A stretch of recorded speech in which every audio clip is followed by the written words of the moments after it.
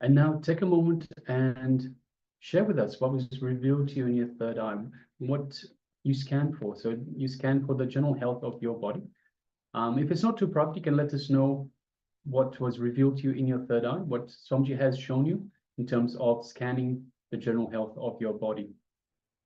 And understand this can manifest itself in many different ways.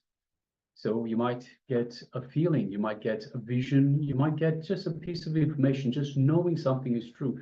You might get some sort of colors. Perhaps it could be like a color system, green versus red. So if something's, if let's say an internal organ is fine, you might see green. If there's some issue, you might see orange or red, something like that. So depending on your experiences, you might even hear a sound, you might get a taste. So whatever it might be, whatever you experience as part of this power manifestation of body scanning, as you were scanning the general health of your body, let us know.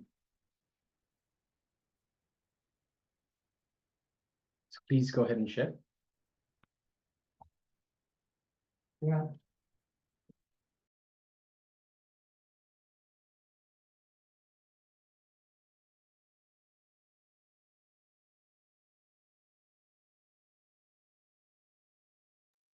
Yes, so please go ahead, take a moment and start sharing. And understand, Swamiji again emphasizes on sharing.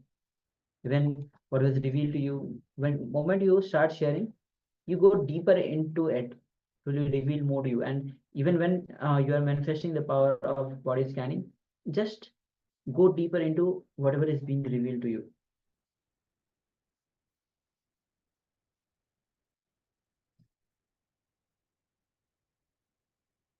All right. So as Maharaj mentioned, you can go deeper and deeper into detail. So if you find an issue with some part of your body, you can ask Swamiji to give you more information, ask to go into more detail. So just dig deeper and deeper, and you will get the information.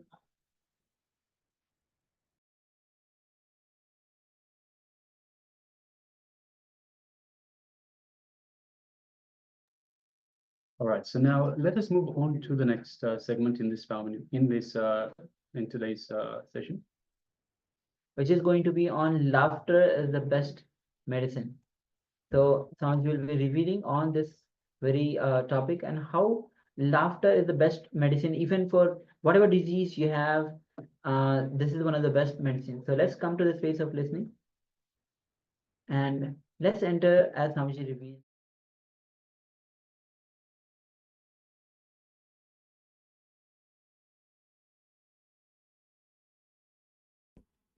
Laughter is one of the greatest meditation techniques. Almost every intelligent individual has recognized the power of the laughter or the transformation which it can bring into our body, mind, and the soul.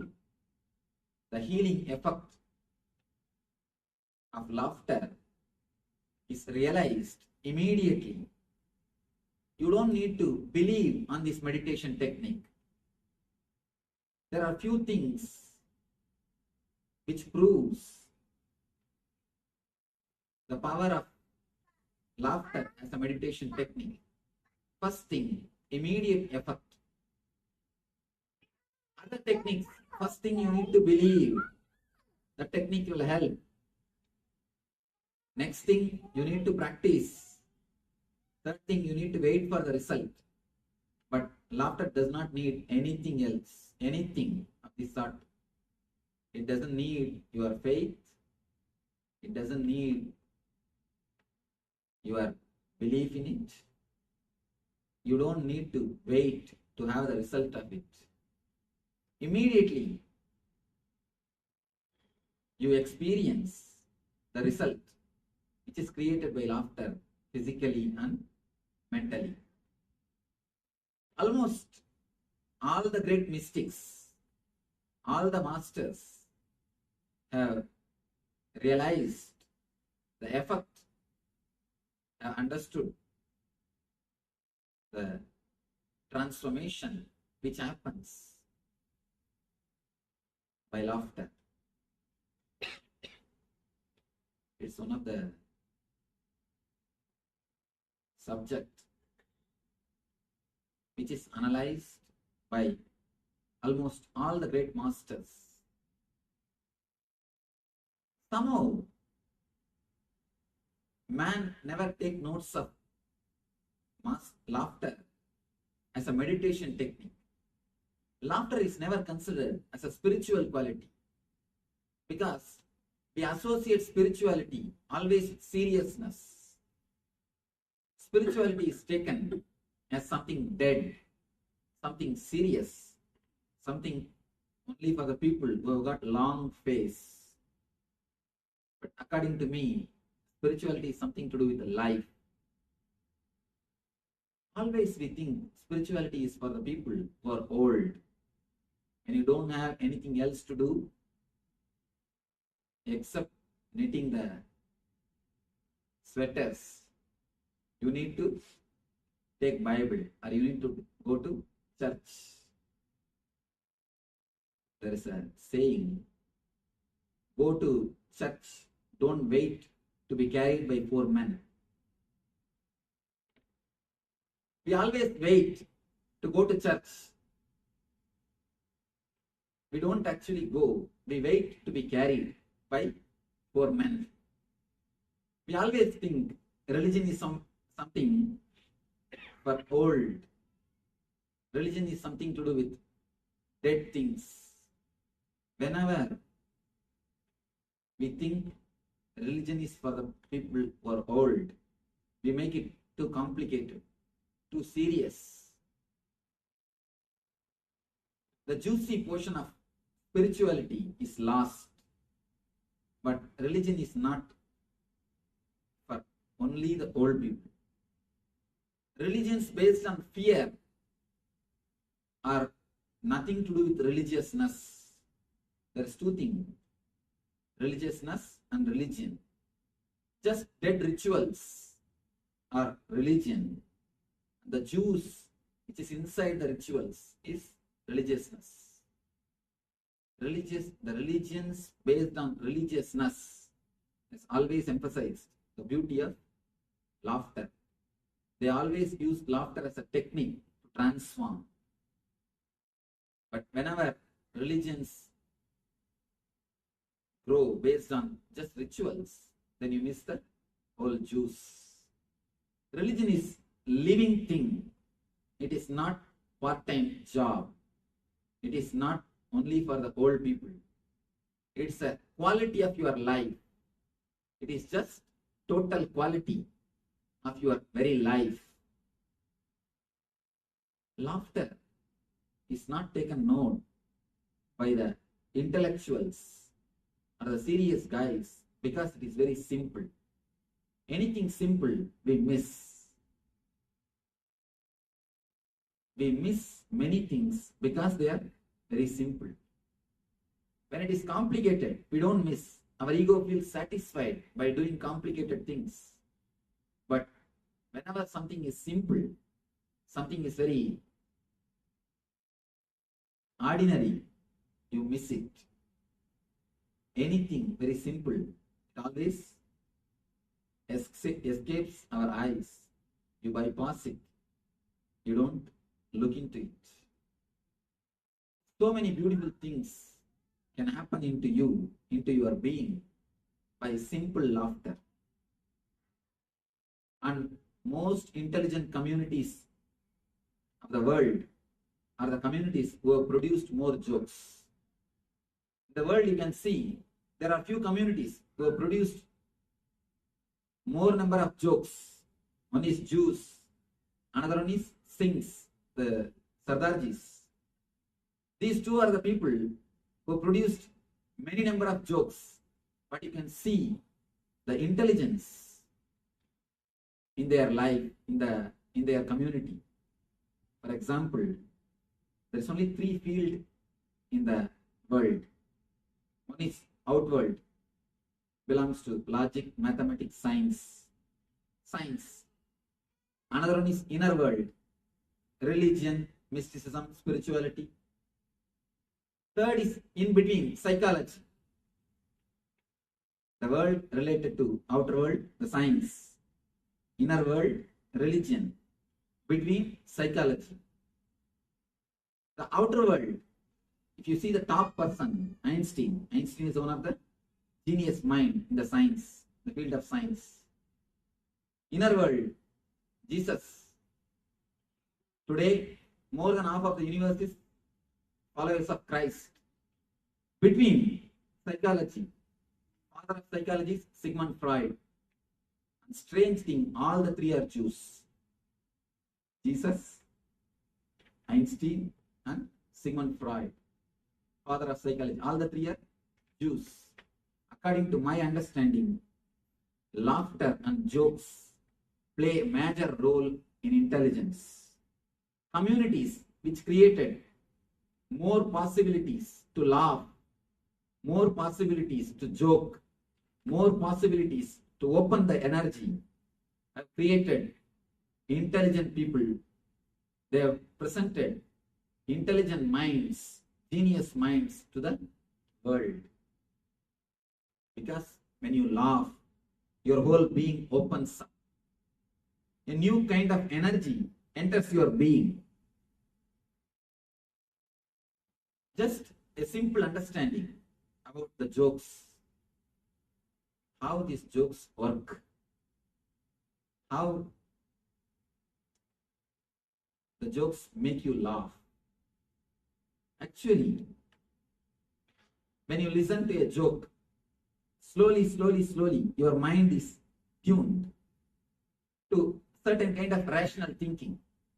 You come to a conclusion, but the last word, the punchline, is always something beyond your expectation. The moment you listen something beyond your expectation, your logic is put off, your rationality is relaxed. Immediately you open and you burst into the laughter. A small story. One guy was trying to tell a joke to a group of his friends. To tell a joke, you need intelligence. This guy was trying to tell a joke to the group of friends who were sitting and chatting with him. But somehow he missed the punchline. Nobody was feeling like laughing. Everybody was silent, keeping quiet. But one guy who was in the group started laughing uproariously, full belly laughter. The others were not able to understand why he is laughing. One guy said, "Why are you laughing?" Neither we understood nor he himself understood what he has said. The guy who was laughing somehow slowly controlled himself. Said, "Laugh now itself, otherwise he will tell the same joke once more." Your logical expectation is different, and the punchline totally gives a different view. The moment your logic is put off, the moment you see something different than what you expected, you open up, you bust out. I think few of you have not laughed. I should try once more.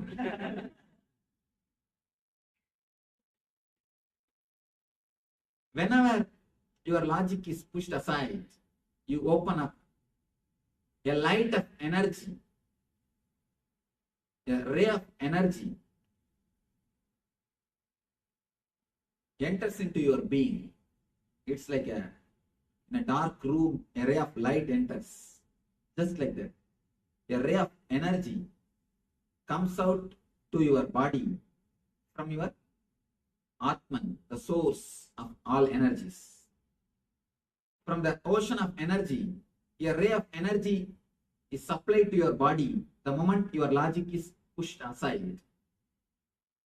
That is what happens when you laugh or when you listen to a joke. But there are few hard nuts who are continuously intellectual, who are continuously thinking. It is very difficult to make them laugh.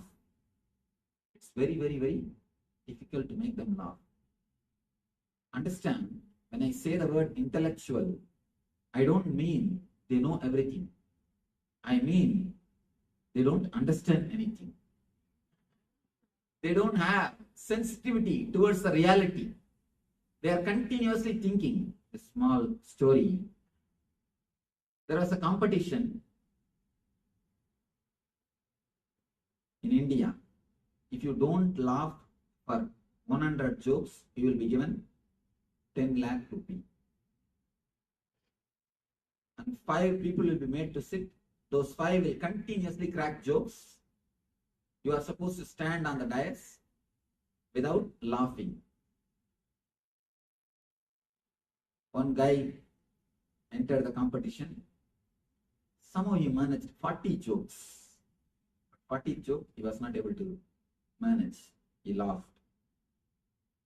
Second guy entered and managed 80. The third guy, really hard nut to crack, managed 90. Even up to 95, 96. The people who are telling the jokes, they are not able to understand what is happening. These guys are prepared from all possible sources, getting jokes and arranging. The people who are seeing the program, they all started getting stomach pain by laughing. But this guy is just standing.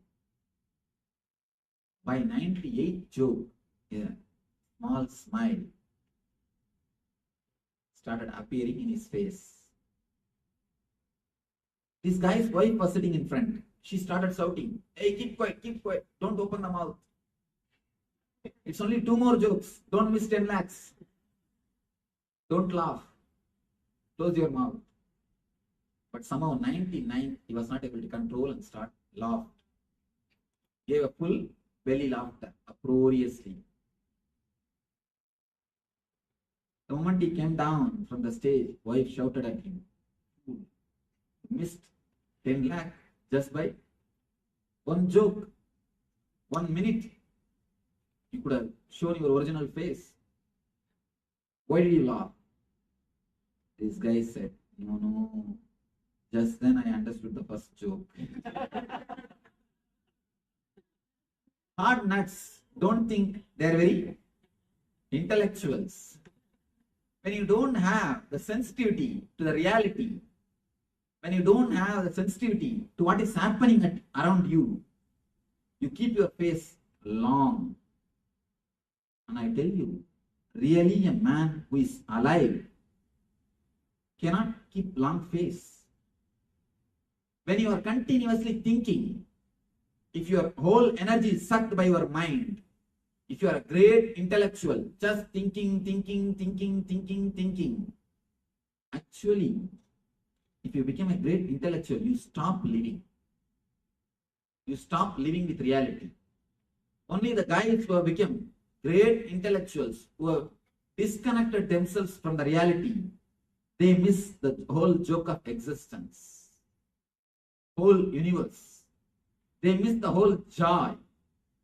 They miss the whole play, because the existence is the ultimate joke. The existence is the ultimate bliss.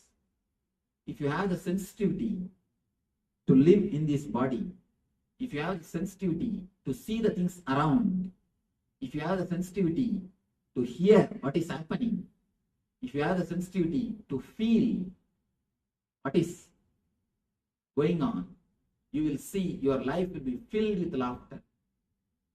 Your life will be filled with laughter, because laughter is one of the important qualities through which existence expresses itself. When you laugh for that one moment, you become one with energy. And there is a great story of Bodhidharma. When he became enlightened, the first thing which he did, the next thing which he did, the last thing which he did was laughing. When you laugh, you fall in tune with existence. When you fall in tune with existence, you start laughing. You may think, what is this? The story goes, Buddha came to give his everyday discourse early morning. 10,000 sannyasis are sitting in front of him. It is always believed Buddha had 10,000 enlightened disciples along with him, always traveling. So 10,000 enlightened disciples are sitting in front of him.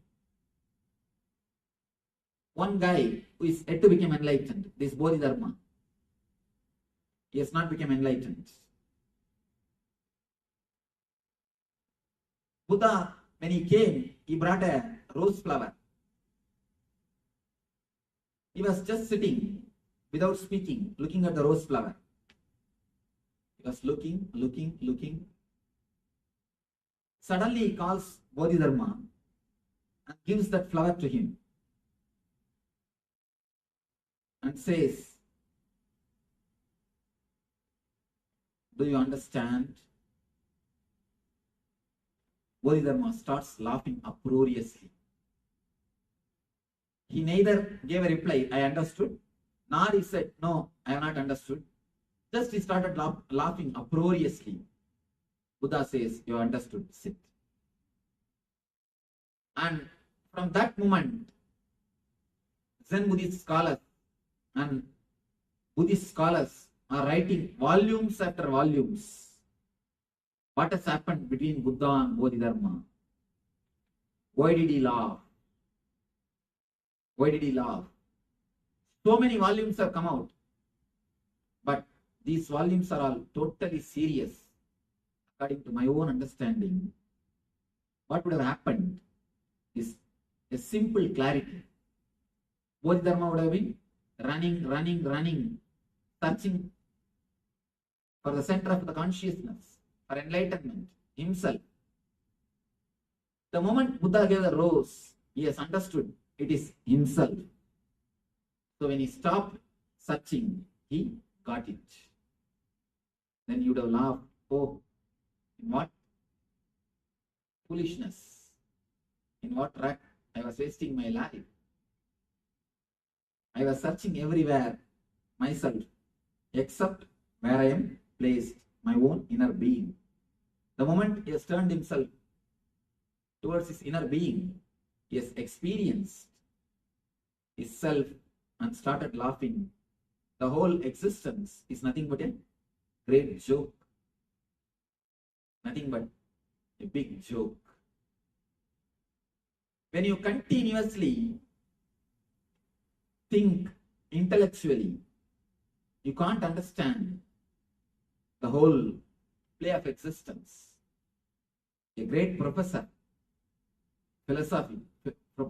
of philosophy goes to a Zen master and asks him, "Master, please teach me the secret of universe. Why all these things are happening? What is happening? Why all these sufferings?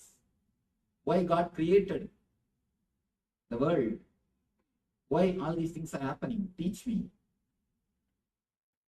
The master suddenly started laughing uproariously. You do not know how these Zen masters laugh. Their laughter is so strong and infectious. It is said then Zen masters don't laugh only by mouth, they laugh with the whole body. It is said they roll on the ground and laugh. There are clear records.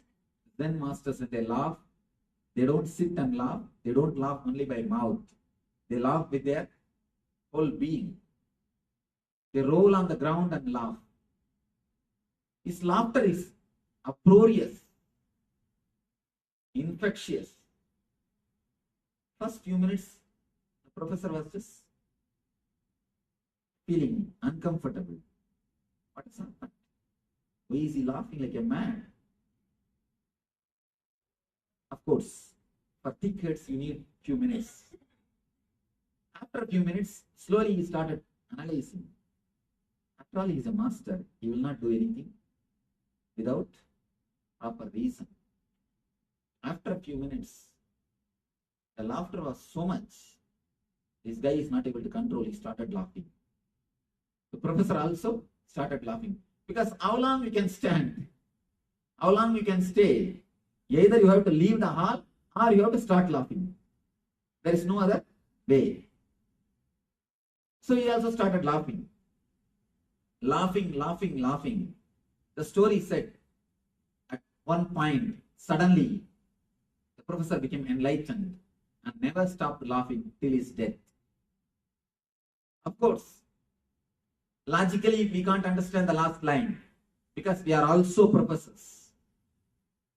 You may not do the job of professor. You may not be professionally professor, but we are professors by nature. So much of our energy is sucked by our head. So much of our energy is stored only in the head. We almost stopped living. There's a small scale. There's a small method to find out whether you are a professor or not. Being professionally a professor is nothing wrong. But being a professor 24 hours is something wrong. Being professor professionally is nothing wrong. Being professor 24 hours is something wrong. A small incident which happened really. One guy came to me and started literally weeping. He said that I'm having marital problems. And he introduced himself as a doctor. I asked him what your wife is doing. She's BABL. In India, BABL means lawyer. I asked, she goes to court regularly? No, Swamiji, she argues in the house itself. That is the whole problem. You see, if you are professional in your professional place, nothing wrong. But when you bring your profession in your life, then there is something seriously wrong.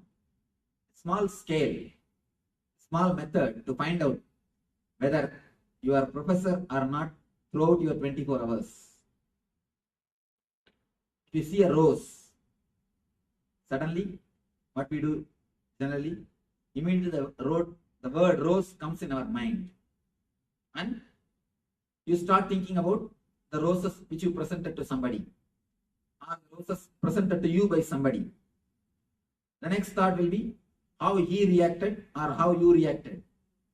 The third will be the loving moments, loving memories, or the disturbed memories which is associated with that incident. The fourth memory will be how you related with that person, loving way or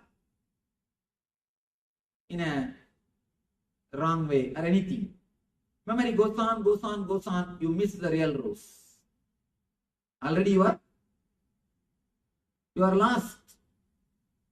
You missed the real rose which is laughing, which is smiling at you, which is welcoming you to appreciate itself, which is giving its being to you to enjoy. The moment you start arranging the words, the moment you associate thoughts continuously, be very clear, you are 24-hour professor. You are 24-hour professor. When I say professor, I mean continuously playing with words, not with the reality. Example, Sigmund Freud says beautifully. He says all our thinking is association. It has no logical clarity. For example, you see a dog in a street. Suddenly you remember about the dogs which you have seen when you were a child. Suddenly you remember the teacher who taught you the lessons when you were a child. Then you remember where your teacher used to live. Then you remember the school. Logically, there is no connection between the dog which you have seen in the road and your teacher, even though both of them have barked at you. There is no logical connection. But the mind associates. If you are continuously thinking based on association, not based on logic, then be very clear, you are professor, 24 hours professor. we lose the living connection, an alive experience of existence. This story says the professor laughed, and he became enlightened. Never stopped laughing till his death. We may think how laughing can make somebody enlightened. According to Zen Buddhism, if you laugh just for 42 seconds continuously, 42 seconds continuously, you can become enlightened. Again, shocking thing. We are all laughing continuously, sometimes even 1 minute, 2 minutes, but we are not become enlightened. Many people may think. One thing, what Zen people say by the word laughter is a total laughter. When you really laugh, your mind stops thinking. For that 1 minute, for that 1 second, for that one chana, you fall between the gap of one thought and the other thought. You can do only one thing. Either you think or you laugh. When you laugh, you can't think. If you are thinking, the laughter is not total. If you are thinking or doing something else, then be very clear, laughter is not total. Your being is not totally into that laughter. Laughter brings you to the present moment. By thinking, you travel either in the future or you are worrying about the past. But when you laugh, automatically you are brought to the center. You are brought to the moment, to the present moment. You live, you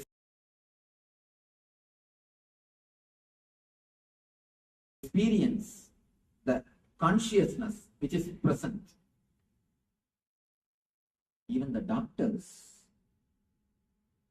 who have done research on the effect of laughter, they give amazing reports. They say, first thing, it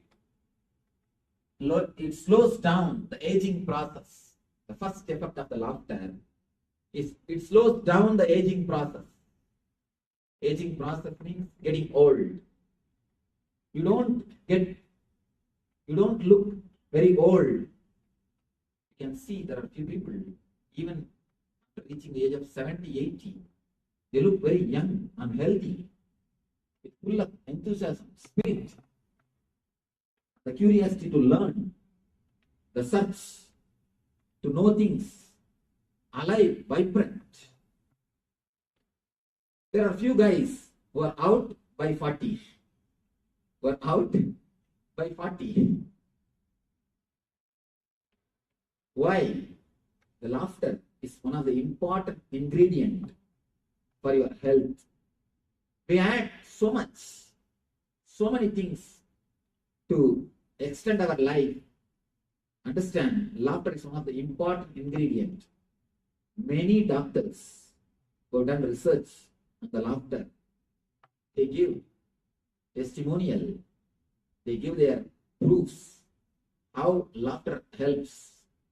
The second thing they say, antidepressive chemicals are released in your system. Antidepressive chemicals, the chemicals which removes the depression from your body mind. The antidepressive chemicals are released in your system. Third thing, the important thing, they say, your body starts radiating the beauty. You become more beautiful. Laughing is one of the important techniques to really become beautiful. Even without the makeup, you can look beautiful.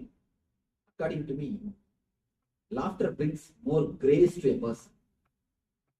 Beauty comes because of makeup. Laughter comes, grace comes because of laughter. Laughter brings new grace to your being.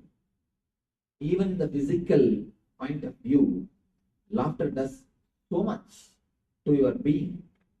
so much to your few more researches. Laughter can rejuvenate your whole nervous system. Any other refreshing techniques, whether it is yoga or it is exercise or any other system, it takes care only some part of your body. But laughter is such, it takes care the whole body. The whole body is flooded with energy. You can see it in your own life. That is why now everywhere the laughter clubs are getting inaugurated. I'm seeing all over the world, suddenly a big understanding has come about the laughter. People have started realizing the importance of the laughter, the important role laughter plays on our physical health. At least 30,000 laughter clubs are inaugurated just in 2003. Statistics, 30,000 laughter clubs. It's not a small number all over the world. Then you understand how people have started recognizing the importance of laughter. They do nothing. Laughter club means they all gather morning at a particular time. Just 10 minutes, they laugh loudly, nothing else. They depart, that's all. But the beauty is, when you laugh as a group, it brings a new energy because laughter is infectious. When you laugh alone, it's like you earn $10 and you spend $10, that's all.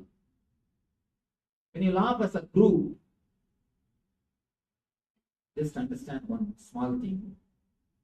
10 people, if they put $10, it will become $100. But all the 10 cannot enjoy the $100. Only one can enjoy that $100. If all 10 has to enjoy means, again it will come only $10.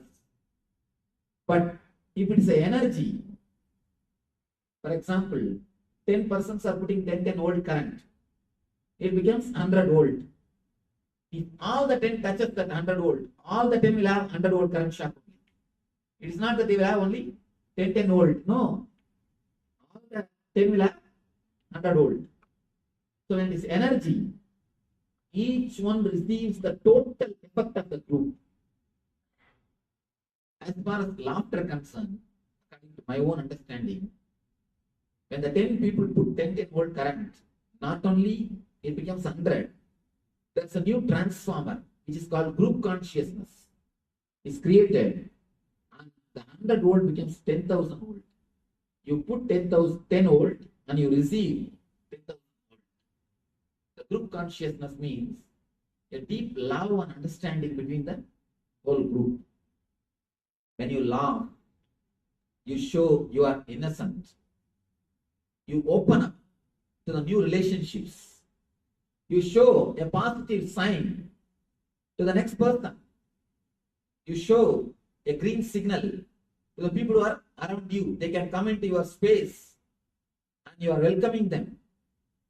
If they allow, you are ready to enter into their space.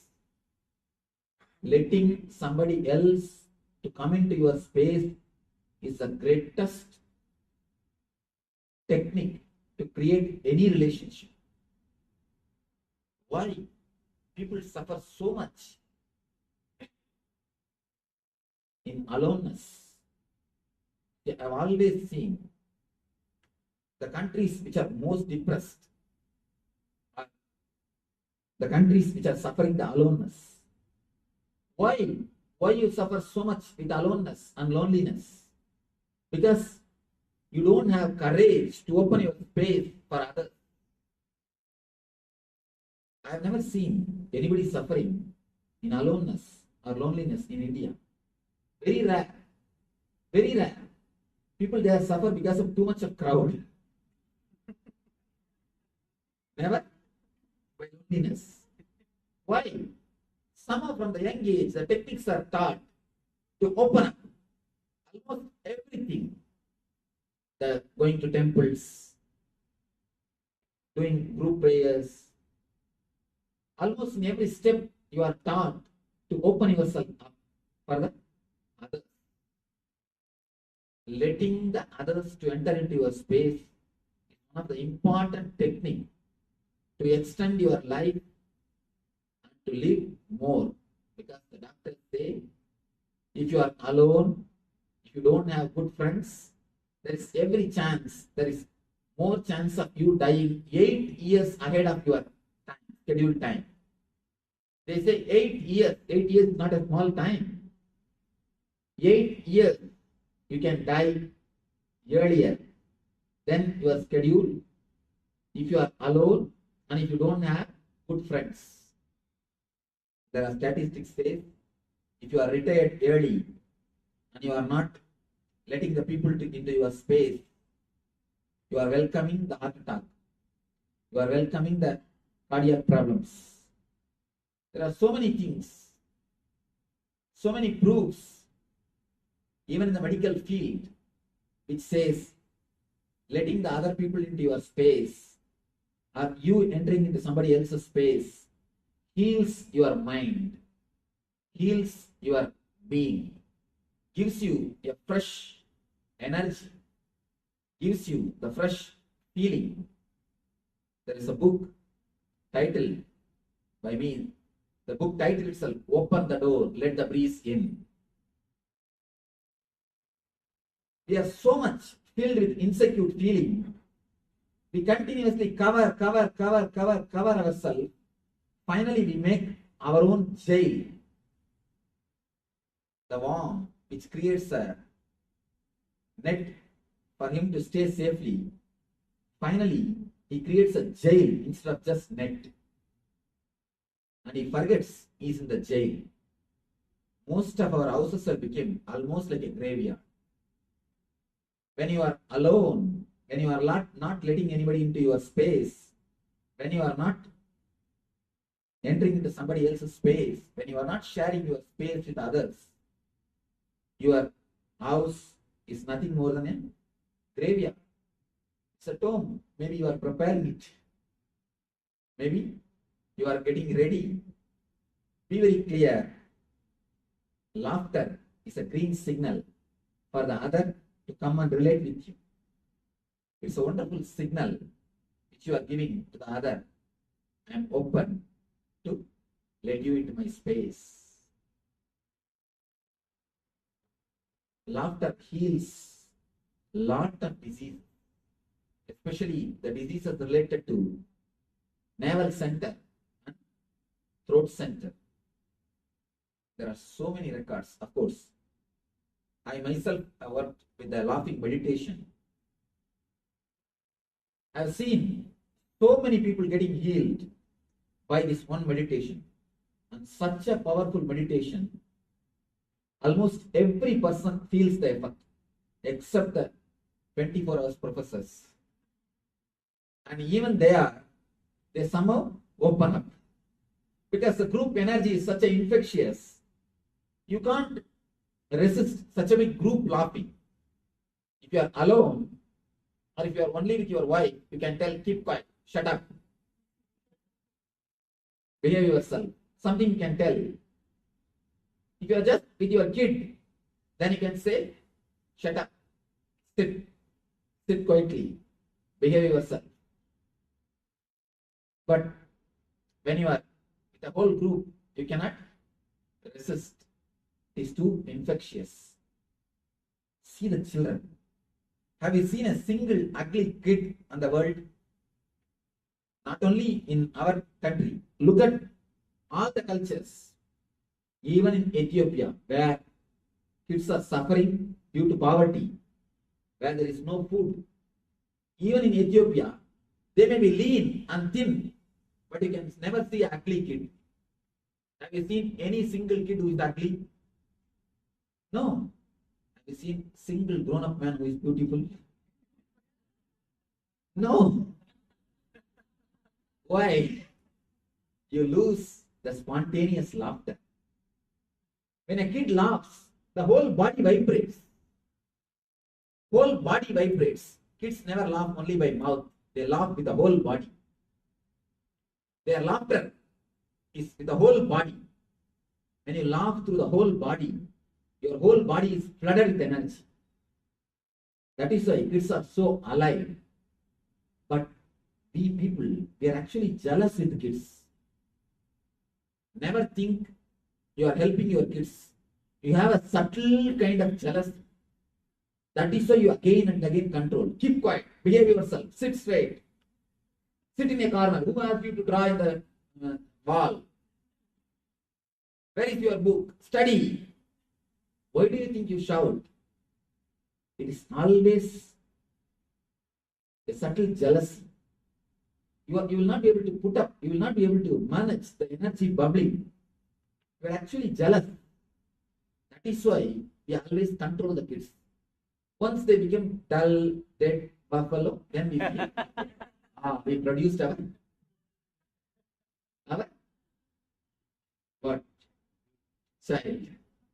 Our next generation. We feel comfortable once we make them dull. When they laugh, their whole being vibrates. That is the reason we feel little jealous. So much of joy, it is too much. It is too much. If you are laughing in the house, then you can say always, you can tell the people, keep quiet, enough, behave yourself, it is too much. But when you are laughing with others, you cannot say the whole group is infectious. That is why the laughter clubs have become the place for therapy and getting healed. According to me, laughing clubs are more religious than any other church, any other temple, any other mosque, any other synagogue. Because laughing clubs are creating more life, more energy, more positivity into the world.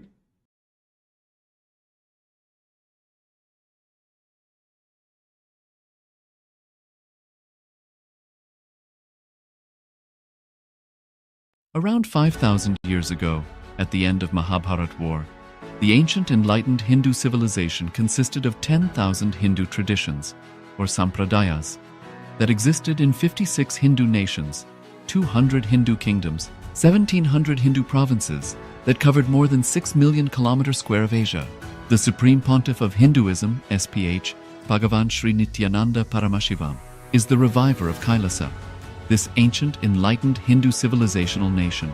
KAILASA is an unbroken cultural, religious, historical, civilizational, and sovereign continuation and revival of multiple of these historical Hindu sovereign states and Hindu ecclesiastical entities. The unbroken continuity of these ancient Hindu nations through KAILASA results in the legal recognition of KAILASA as per the international customary law, particularly the doctrine of continuity. The international law, the doctrine of continuity, implies that upheavals and revolutions within a country, changes in government, territorial adjustments, measures taken during military occupation, or other internal transformations do not negate the existence of the country, do not affect the legal personality and international obligations of the country or state. The Vienna Convention on Succession of States in respect of treaties, 1978, addresses these principles of the doctrine of continuity as it outlines international law during situation of state succession or continuation. International law recognizes a state's legal personality by recognizing its identity. This perspective extends even during the period when the given state or country is annexed or occupied by a foreign power. Even in such cases, the legal personality of the state is considered to persist, enabling its subsequent re-establishment. Historical examples dating back to the 18th century include cases like Portugal and Genoa that were re-established after the Vienna Congress of 1815. More recent examples include countries such as Poland, Ethiopia, Czechoslovakia, Albania, and Austria that were re-established after World War II. Even when a nation is deprived of its territory, the nation continues to exist. Its sovereignty and international legal personality continues to persist. The Dalai Lama, as the spiritual and temporal leader of Tibet, exemplifies this principle. In 1959, the Dalai Lama was exiled and forced to flee. Despite the challenges faced, the Dalai Lama continues to advocate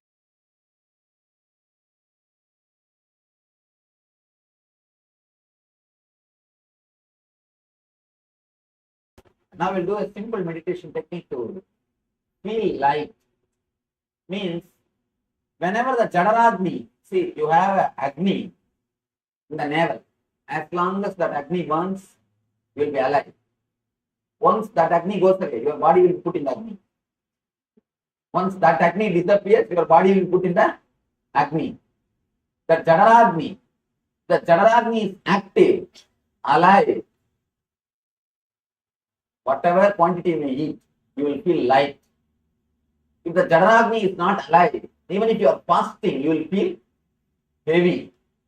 You will feel dull. Actually, fasting is supposed to be done to make the Jadaragni alive. When the Jadaragni is alive, whatever unnecessary things you collected in your body, extra low, whole thing will be burned. Whole thing will be cleared. This is the technique to awaken the Jadaragni. Now let me give the instruction. 2 steps. One is sit in Vajrasana. Yes, this is the posture. Please sit in this way. If you have a little pain, if you can't sit, don't bother. Continue to sit. It is a good thing. Actually, once in a while, even the tapasya is good actually. Body will be tuned. Body will be prepared. And the next step is visualize there is the fire, Agni, in your navel center. And awaken that Agni or infuse air into that Agni with Omkara. Understand? Whenever you blow air into the fire, what will happen? It will start burning. It will start burning. Same way, visualize the Agni in the navel center and blow air with Omkara mantra just by reciting. Oh. Visualize you are blowing air into the Agni. Just awaken the Jadaragni so that your whole body will feel light. Your whole body will feel light. Then you will be able to enter into the meditation whole day, feeling and easy.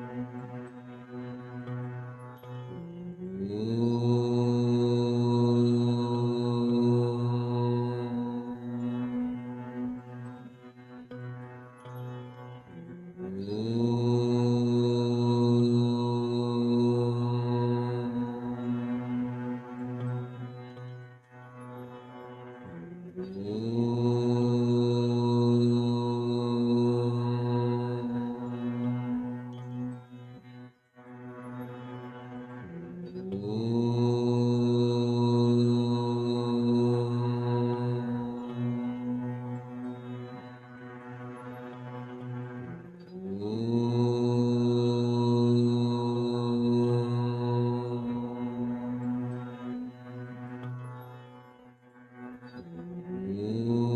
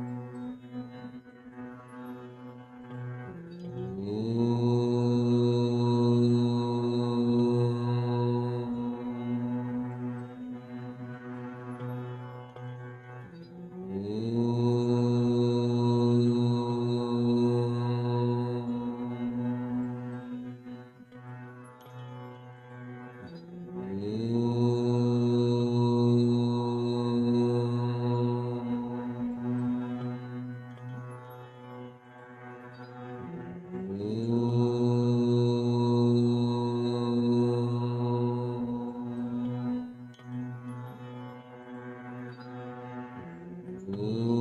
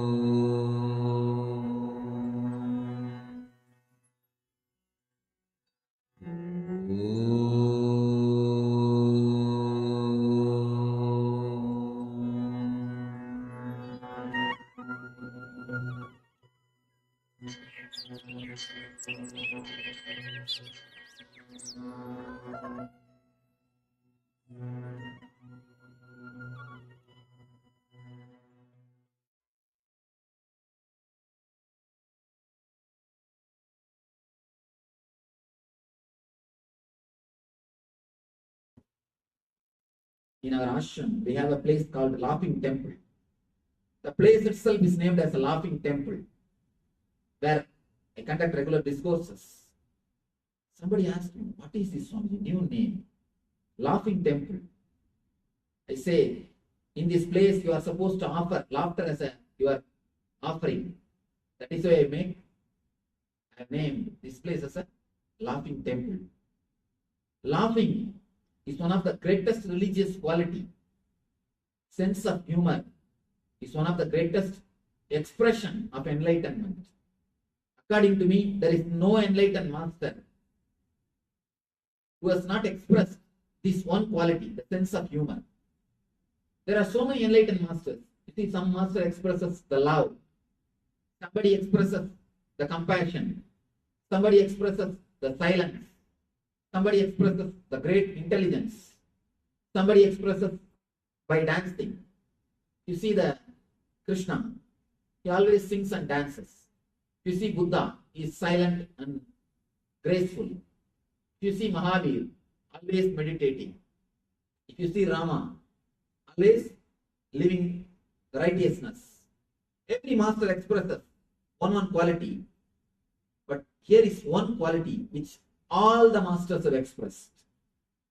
This must be the basic quality of enlightenment. Sense of humor. Every master who is born, every enlightened person who is born on this planet Earth has expressed a beautiful sense of humor.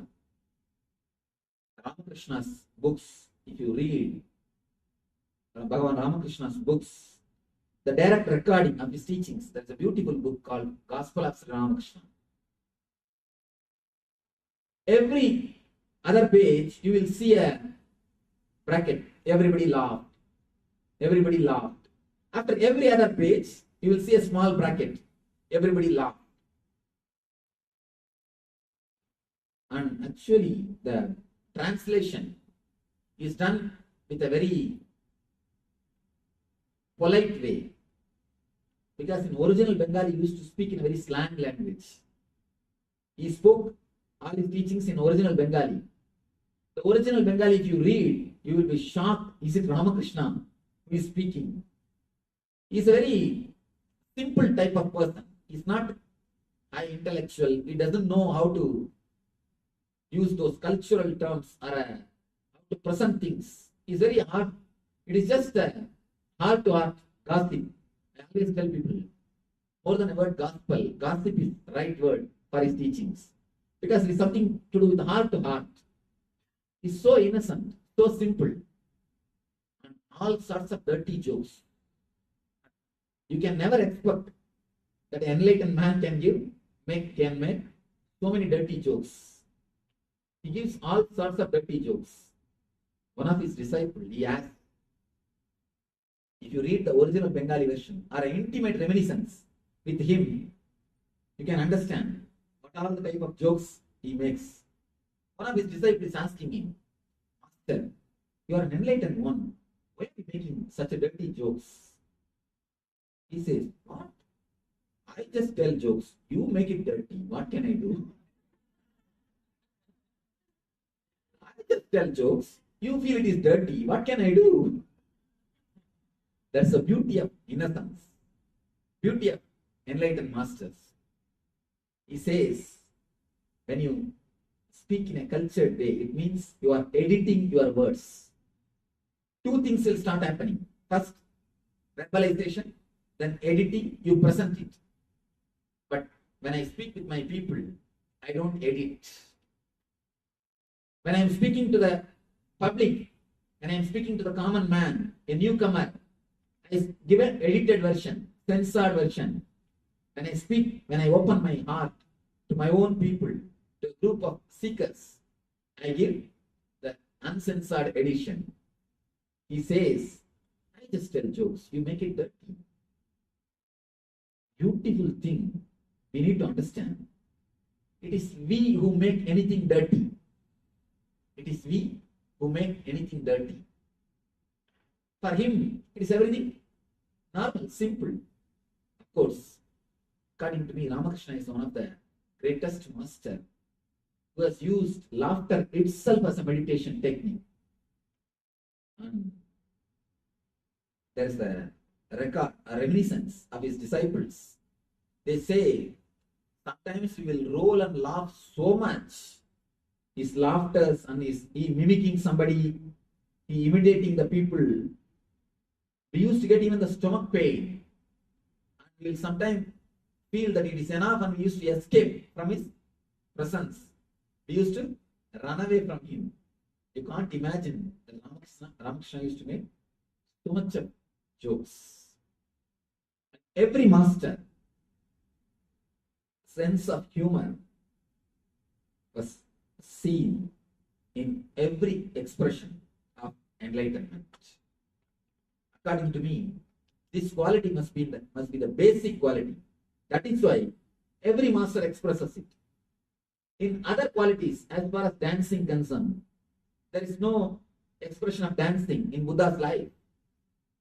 In Mahavir's life, there is no expression of music. In Krishna's life, the silence is never expressed. In every master's life, something is missing. But as far as the sense of humor concerned, it is expressed in all the great masters' life. And moreover, if you see the masters laughing, you can see the ultimate expression of existence. One master, great enlightened master, used to tell his disciples, meditate on me as if I am laughing. Meditate on my form of laughter. Somebody asked him, why master? What is the speciality? What is the speciality? He says, a miser will be in his optimum energy. He will be in his maximum energy when he is counting the money. People never get tired counting money. Have you seen? Even if it is somebody else's money. In the bank, even if you are working in the bank, people never get tired of counting money. A miser will be in his optimum, in his maximum when he counts the money. A womanizer will be in his optimum, in his maximum when he is enjoying women. The same day, enlightened man will be in his optimum, will be in his maximum. He will be in his total energy when he laughs. Because for that moment, he is directly expressing the existence. There is one of the important saying by Zen Buddhist master. Somebody goes to him and asks, Master, always you say, whatever is done by you is different and whatever is done by us, it is different. If you yell at us, you say it is good for us. You say it is expression of compassion. But if we yell at somebody, you say it is expression of anger. Whatever we do, you find some fault. And the same thing you do, you justify it with something. Whatever we do, you say it is something else. And whatever you do, you say it is something else. Tell me one action where we both meet and merge with each other. Where both are one and the same. Master says a beautiful thing. He says, if I touch a rose flower, I am totally different. And the rose flower also feels totally different. If you touch a rose flower, you feel totally different. And the rose feels totally different. Because your sensitivity is very less. My sensitivity is too high. When you touch a rose, only half of your being touches. And the same way, half of the rose being responds. But when I touch a rose, my whole being feels it. That's why the whole rose responds to it. That's an important thing in Zen. They will make a lawn, grass lawn, around your house. You have to go to the house and come back only walking on the lawn. If you don't make the path on the lawn, if a grass does not die by your walking 1 year, only then you will be initiated into monkhood. The important thing we should understand. They say, if grass does not die by your walking, then you are qualified to become a monk. Means you become so graceful, so vibrant, filled with positive energy. Grass never feels hurt by your walking. Grass should never feel hurt by your walking. The intellectual people, they always tell me, no, Swami, after all weight, how can you expect grass not to feel the weight? One important thing I want to tell you, this incident has happened in my life. Come back. After half an hour of walking into the forest, suddenly I thought, maybe we are in the deep forest. And how to know what way to go back? And where is the way? No board, no way. I asked the person who takes care of the elephant. He was walking with us. I asked him, how will you now find out the way to go back? It's only in the night time they take to go for safari. I asked him, how you will recognize the path? How to go back? He says, no, Swamiji, I walk every day on this path. There is path made by my walking. Because I walk every day, there is a path very clearly made by my walking. I know how to take you. I'll go in the same path. I asked him, all right, you walk along with the elephant. Does the elephant also make path? He said no. He said no. An important thing. One more question. We may think, no, Swamiji. Elephant has got 4 legs. The pressure given by the body is distributed to 4 legs. But we have only 2 legs. That is why the pressure is too much. The grass dies. Then I sat and calculated the weight of a human being and weight of the elephant. And the space in which you relate with the earth, the space or the size of a foot which touches the ground, and the size of the elephant's foot which touches the ground. The proportion comes 4 times more than a human being. The weight delivered to the earth or the pressure given to the earth is 4 times more than human being. But elephant never creates path. Human beings are creating the path. It means there is something more than just pressure. Understand, something more is happening than simple pressure. That is why Zen Buddhists, they always say, if you don't create path on the grass lawn, you are qualified to become a Swami. You are qualified to become a monk. You become so light. You become so graceful. The nature never feels disturbed by you. If you fall in tune with the nature, it feels totally in tune with you. In Zen, they say 42 seconds when you laugh. 42 seconds is too much of time to fall in tune with existence. This master says, there is only one thing. There is no difference between you and me. That one thing is laughter. If you touch a rose, your feeling and the rose's feeling is different. Then if I touch the rose, whether you touch or eat or drink, it is always different from an enlightened person's feeling. When an enlightened person eats something, he just becomes eating. When he drinks something, he just becomes a drinking. So this master says, if you drink, it is different from my drinking. If you eat, it is different from my eating. If you touch, it is different from my touching. But if you laugh, it is no different from my laughing. Laughter is a bridge where Buddha and Buddhu meets. Shiva and Shava meets.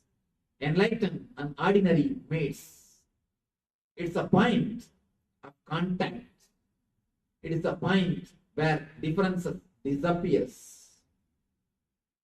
It is a point where you meet your Buddha inside. You meet your consciousness. Because for that one moment, your logic is pushed aside. Your thinking is pushed aside.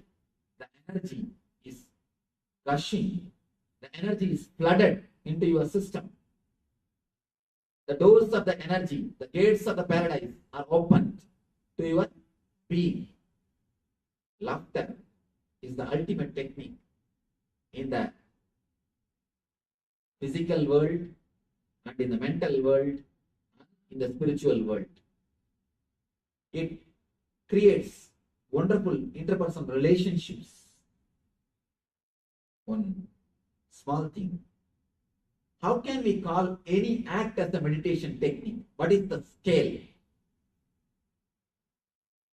The scale is that technique must be able to give you the physical health, mental health, and interpersonal relationship, ultimately the spiritual growth. There is no other technique which can give all these four to you immediately, instantaneously, like laughter. There are thousands of proofs. Laughter gives you the physical health. There are thousands of proofs. Laughter gives you the mental well-being. It removes the depression from you. A simple technique which can simply bring you out of depression. People say, "No, Swamiji, I am not able to laugh. What to do?" I tell them, the word which is getting repeated in you, "I am not able to laugh," is the only hindrance. Just change the word, "I am able to laugh." Edit the word, that's all, nothing else. After all, you are speaking to yourself. You cannot say you are so poor that you can't even edit your own inner chattering. You can't be so poor just to change. That you can't say, you can't be so poor to say, no, I'm not able to change my words. No, just change your words. Instead of saying, I'm not able to laugh, just say, I'm able to laugh. Over. You will see that you are able to laugh. It's nothing else. That a simple laughter can bring so much mental transformation. It can simply bring you out of depression. It is a wonderful technique to bring you out of low mood, low energy. One more thing, even in the mental understanding, laughter can do miracles. Even in the mental understanding, laughter can do miracles. There's a small Zen story again. One master and disciple, they both were sitting, and master says, the disciple, to paint a particular person. The person is made to stand, and this disciple is painting. The disciple paints, master says no. Again he repaints, master says no. Again he repaints, master says no. Same thing is happening more than 10 times. At one point, disciple has dropped the paint on a master, and master started laughing instead of getting angry. Because the master started laughing, disciple also started laughing. When he started laughing, suddenly something has happened in him. Some understanding. He drew the picture. It came perfect. The master agreed. He said, right. The master asked him, what happened? How are you able to accomplish it? How are you able to do it? The disciple says, till the moment I laughed, I had the pressure. I should win, I should win, I should win. The very pressure, the very stress was holding me back. The moment I laughed, I felt something is happening in me. The whole thing has become like a play. The whole thing has become like a play. And I was able to express my playfulness. The moment I express the playfulness, I am successful. tell you one of the important secret. All seriousness is sickness.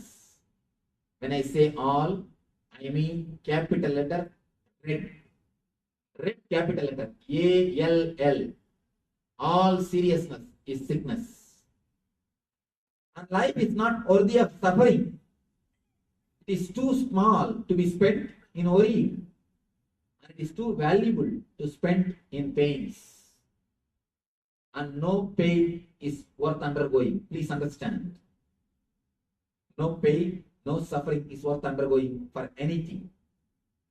Life is not too big to be wasted in worrying. It is too small, too short to be spent in laughing.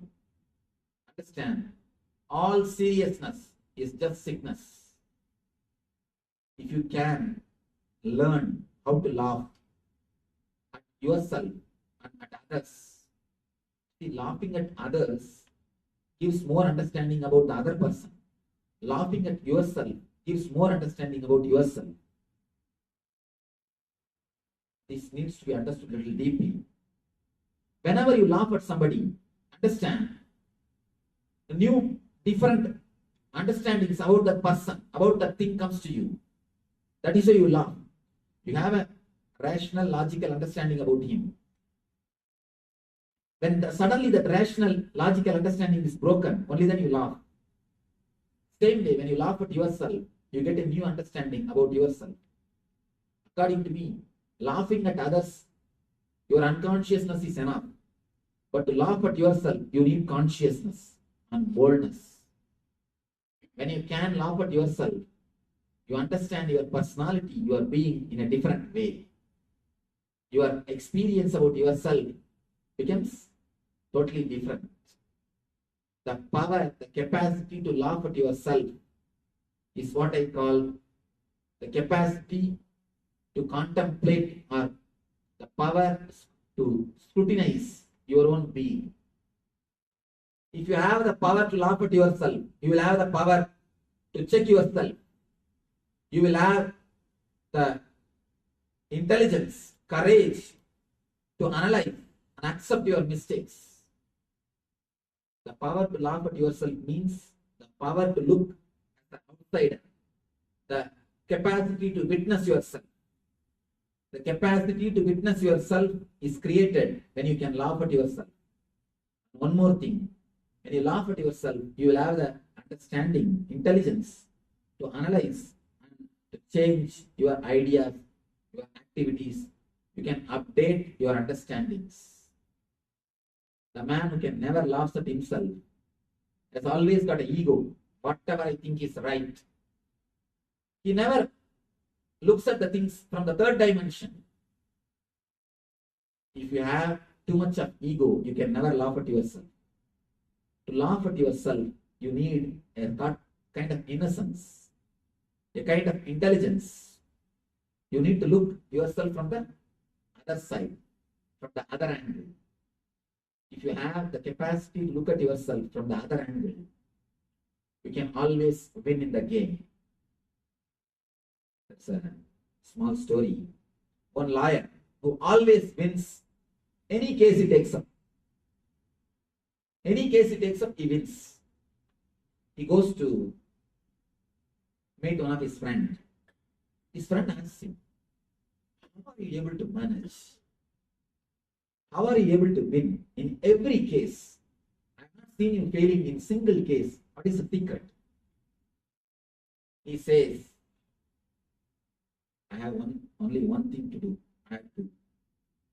I just go to my house and present my case as an opposite person, as an opposite attorney.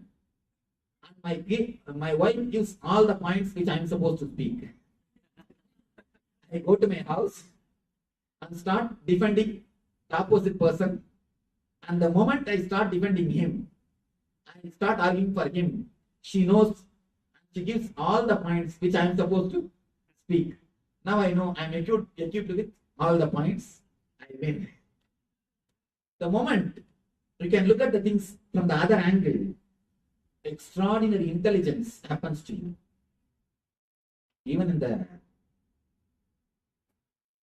training of management, the managing trainees courses, even the training seminars, courses, they teach you to behave or to imagine or to visualize yourself as the opposite person. They teach you a simple technique. You are supposed to visualize, imagine, you are the subordinate. If you are a boss, you should visualize, imagine that you are a subordinate, and you should behave, not even visualizing and imagining, you should behave as if you are a subordinate.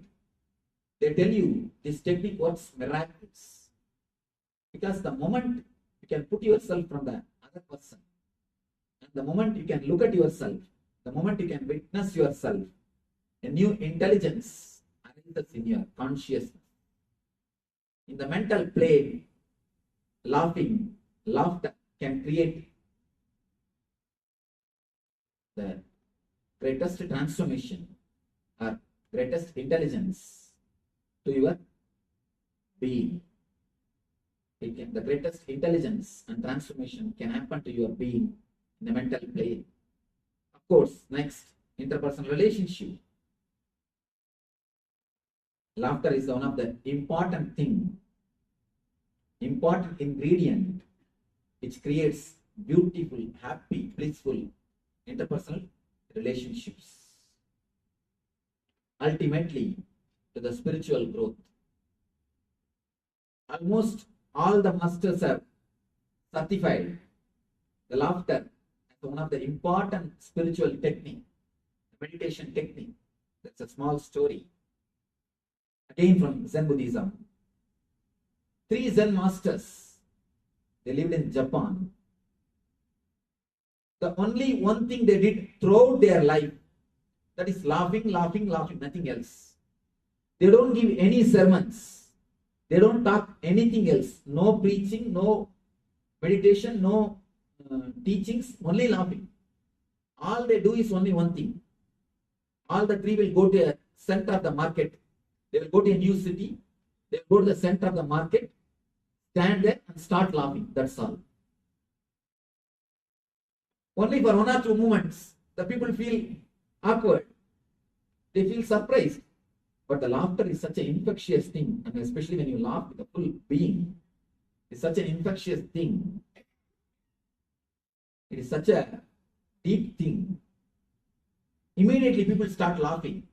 One circle starts laughing. The next circle, next circle, next circle. By 1 hour, after 2 hours, you will see the whole market laughing. The whole market laughing. And after an hour or 2, they silently escape from that place and go to the other city. Wherever they go, they just spread laughter, laughter, laughter. They say that is the greatest possible gift you can have from an enlightened master. Spreading joy and laughter wherever they go. Finally, one of the monks among the 3 died. And he told them, don't give ceremonious bath to my body. The Zen, they wash the body after death. He said, no, don't wash my body. Burn my body directly after death. Don't change my clothes. I have lived throughout my life totally pure. There is no need to purify myself after the death. The laughter has made me so pure, so alive. There is no need to bathe me. There is no need to clean my body after my death. So after the death, his body was put in the fire. The moment they put the fire, they understood he was hiding crackers all over his body. The crackers started spreading. And the people all have started laughing like anything. Because from the fire, you see so much of crackers coming out. Nobody will expect from the dead body the crackers can come out. Nobody will expect, even at that moment, laughing is possible. So he saw the other guys, other 2 monks, they saw people laughing and the crackers coming out of his fire. These 2 monks said, even after death, He has won. He has won what he wants to. He has achieved what he wants to achieve. So by few, there are few people who make others laugh even when they die. There are many people who make others cry even if they live. So it's a choice to choose what way we should live, what way we should live and explore our life. With this small incident, I learned the discourse, just this one small incident, which I have seen, I was the witness. See, when I say this story, Zen story, the three monks made everybody laugh. I am not witness to it, but there is an incident for which I was a witness. There was an enlightened master in Karnataka. I had the great opportunity to be around him when he was passing away. He was more than 80. He's an enlightened guy. He lived such a beautiful life. You can't imagine. In his room, 10 clocks will be there. 10 clocks, showing all 10 different times. When I went to his room, I thought maybe one is showing America, one is showing India, one is showing the US, one is showing the UK and various countries' time, because he has got disciples all over the world. Maybe he wants to know the time of all the countries so that he can call, or he will expect the calls from the other countries. That's what I thought. I asked him, Swamiji, are they time of various countries? He said, no. It is not that. Whenever I feel like it should be 11 o'clock, I will take the 11 o'clock clock as the authority. Whenever I want it should be 12 o'clock, I take 12 o'clock clock as the authority. So I am not the slave of the time. Time is my slave. Whatever time I wanted it to be. So I think that clock is the right clock. He lived such a wonderful life. The moment came for his passing away, he declared, by today morning, actually he said that by tomorrow early morning, I will pass away. That day morning also came. He said, by few hours, I will leave, I will pass away. And he gathered all his friends and disciples and blessed them all, and was sitting and laughing, making fun. Nobody felt he is going to die, because he is so healthy, very normal. And he says, no, it's my time has come. So naturally you will see that slowly I relax from the body. And they are all sitting and joking. And he made all the arrangements after his death, what has to be done, what should not be done, all those things he told. And he told, he has got a small orphanage. And he told them, take care of all those kids. After my death, you will all be busy with me, and nobody will serve tiffin for them, breakfast for them, arrange for their breakfast. Everything is he made all right. And he asked them, did you bring banana leaf for the kids? He made all the arrangements ready. And he was just sitting and laughing. Then suddenly he told, all right, let you start singing some bhajans, some divine songs. Once Swami started singing, he used to sing really well. Not only he used to sing nicely, he has got too much of ego that he is a great singer. And we all used to give a small note, our favorite songs. Then he will sing. Always the small note will be sent to him, mentioning our favorite song. Then immediately he will start singing that song. And he has got too much of ego also about his singing. And on some song, he showed his ego too much and expressed it in body language. Somehow when he is expressing his ego, he messed up the whole thing. And this Swami sent a small note. And this guy who was singing, he knows he feels proud. And this enlightened man never recognized the ego of that guy, that was singer. And that singer thought, now he has recognized, at least at the time of dying, he recognized the song. He recognized his singing by sending a small note. He was expecting that this enlightened master would have written some name of the song so that he can choose that song and sing. He took the note and read the note read, please don't sing at least after my death. Even at that moment, he can make comments, he can laugh, he can joke. And he laughed. Finally, with all his laughter, he said, let the divine be with you all. Let you live the life happily and relaxed. Simply, he raised his hands and did namaste, relaxed and passed away. In a few minutes, doctors declared he passed away. Life can be lived and can be died with full of laughter. When you laugh, you can face even death.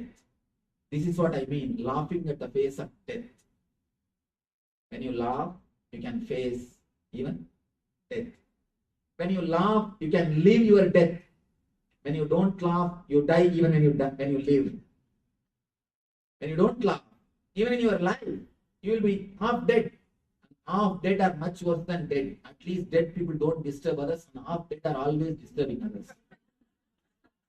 Understand? Dead people don't disturb others. With half dead people continuously torturing and ruling others. See, masochists are always sadists. Understand? Sadists are always masochists. If you are torturing yourself, you will torture others. If you torture others, you will torture yourself. Because both are almost one and the same. You have only one mind. You torture others, you will torture yourself. You torture yourself, you will torture others. If you know the technique of laughing, there is no technique in laughing. If you know the techniqueless technique of laughing, if you just know the laughing, you will see, you know the life. The life starts happening to you when you start laughing. By laughing, you can live even your death. By forgetting the laughter, you die even when you live. So, it is your choice between life and death, whether to laugh or not to laugh. Let you laugh and live the life of eternal bliss, Nithyananda. Thank you.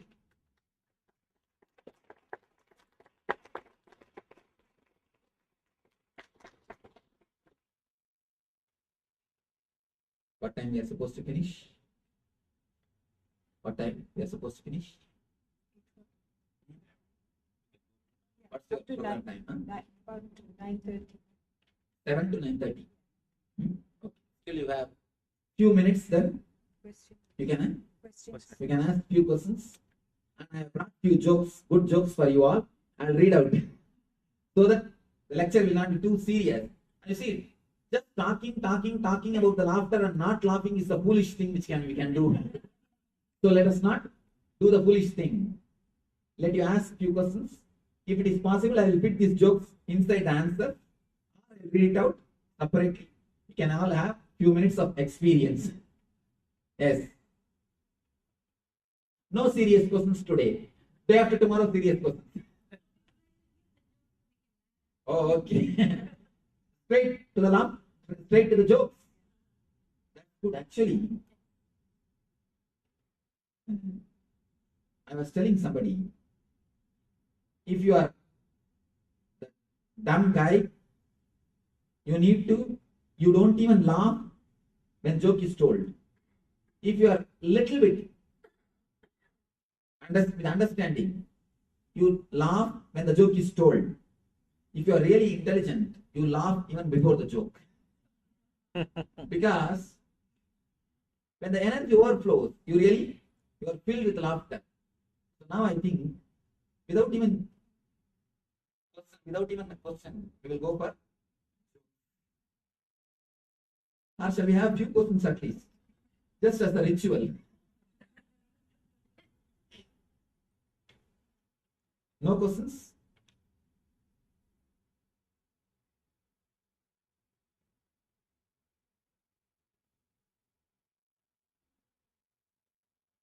No question? All right, one joke, then we'll go into one question. Here is a small story. The whole family goes to theater one night. but nobody wants to stay in the house to take care of the grandfather. So they have to take him also with them. The play is nearing its climax. The cinema is about to end. The climax is about to happen. The whole row is disturbed by this old man. The grandfather is crawling around on his hands and knees. The whole row is getting continuously disturbed. People are not able to enjoy the climax. Small girl, she shouts, "Grandpa, get back to your seat. What are you doing?" The grandfather says, No, I can't. I've lost my toffee." Girl says, "Keep quiet. Sit in your chair. Don't disturb the whole theater. Just for a small toffee. I'll get you a big toffee when we go out, if you keep quiet." Grandfather says, No, I want only that toffee." Girl says, "What is so special about that?" "No, my teeth are stuck in it." Sometimes your teeth are stuck in the toffee. A small story. Suddenly, a person becomes enlightened. The whole heaven is celebrating the enlightenment. One more person has become enlightened. We are going to have more people in our heaven. Let us celebrate. Indra threw a big party. People are jumping, dancing and singing. Such a big celebration is going on. The other side, hell, a big serious discussion. One devil is shouting, "You fellow, how can you make this guy enlightened? How can you allow this guy to become enlightened? You should have prevented him earlier itself. Anyhow, it has happened. Do something." The next guy is shouting, "Yes, we must do something. We must see all the possible things to stop the enlightenment spreading. If the same thing happens, if people become continuously enlightened, who will come to our place? No, where we will get the people? And we are already slowly becoming less." The chief devil, the chief, he is very silent and calm, serene. He says, "Fools, don't you think I know what has to be done? I have already sent enough of intellectual disciples to him. They will take care. The enlightenment never spread." When the intellectual disciples gather around masters, they act as a representative of devils so that the enlightenment never spreads. And that's a beautiful thing. There are 5 photographs of Ramakrishna taken. One photograph was brought to him and they showed him what type of photograph it is. "I am not laughing. Throw this away into Ganga." And not only that, he took the negative also and threw it. And he says, "I wanted me to be photographed, and I wanted me to be seen by the people only as a laughing person." There are 3 photographs of him. In all the 3 he is laughing, and in one photograph he is dancing. He is dancing. When a real master expresses himself, he always wants only this type of expression. One thing,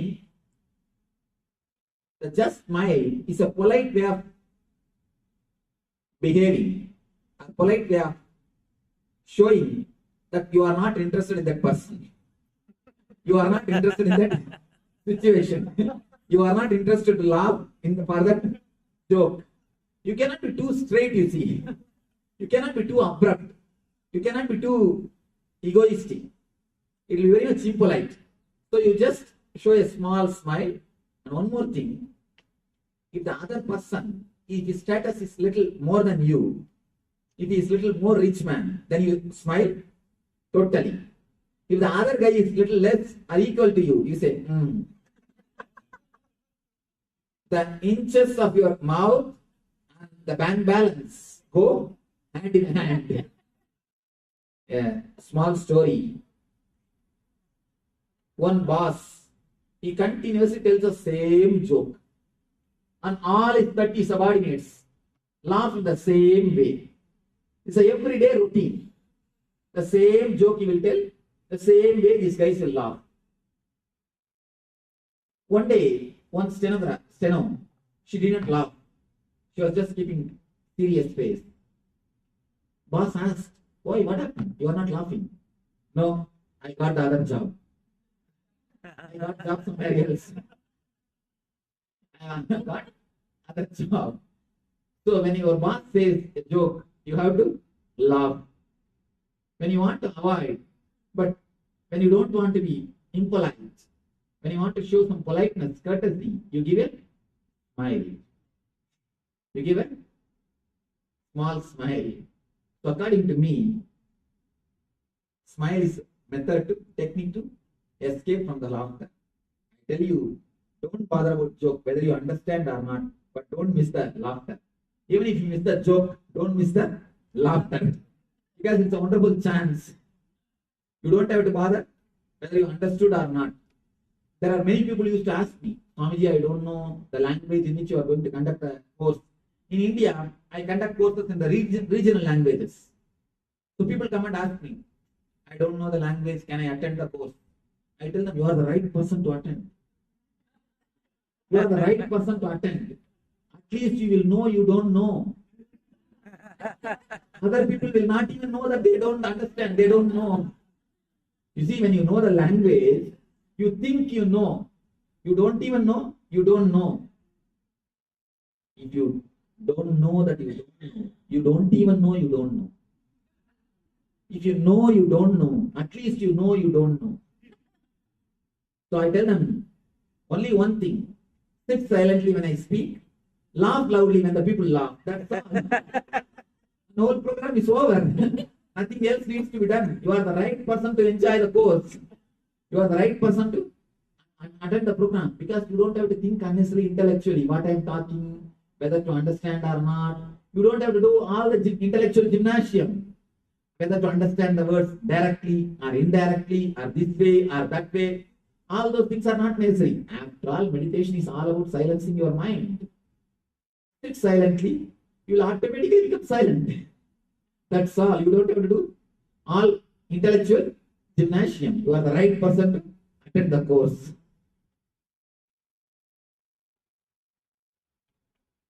Here is a story from a book. A guy is leaning back in his armchair in the new office he has just opened. The door creaks open and a man comes in. Aha, thinks the guy. A client already in. I must try and impress him immediately. Dragon picks up the phone and starts talking. No, sir, I'm extremely sorry. I'm too busy. I cannot take up that project. Can you call? After 10 days, I may be able to take up that project. No, sir. Even if you give $10,000, it is too much. I can't take up the case. I can't take up the project. Please give me a call after 10 days. He sets down the phone and looks expectantly at the man who has just come in. And now, says the guy, looking at the man, how can I help you, sir? What's the business? You want to talk to me? The guy says, you can't help me in any way. I just come in to connect your telephone.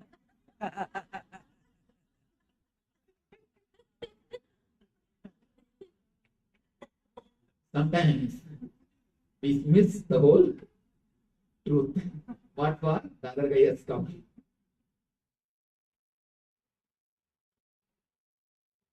Any other story? Otherwise, we will end the session with this last story. Last joke. Any other question? We will finish with this small story. It is midnight in a dark place behind a pub.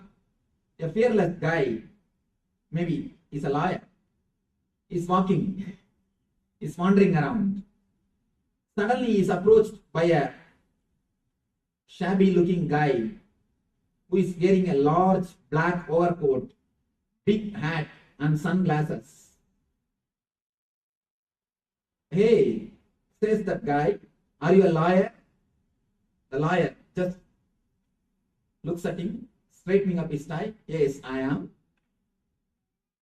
Says the other guy, do you handle criminal cases? Yes, I do. Ask the other guy, would you help even a thief? The lawyer just blinks his eyes and adjusts his coat and says, certainly, sir. The guy says, pulling out his gun, then you start helping me with your wallet. You can understand. And this is the last story. I'll finish. This story, half of you may understand, half of you may not understand. If you understand, laugh. If you don't understand, even if you miss the joke, don't miss the laughter. You can go and ask about the joke. When you leave the hall, you can ask your friend, what is the joke? But laugh now itself. Even if you miss the laughter, don't miss. Even if you miss the joke, don't miss the laughter.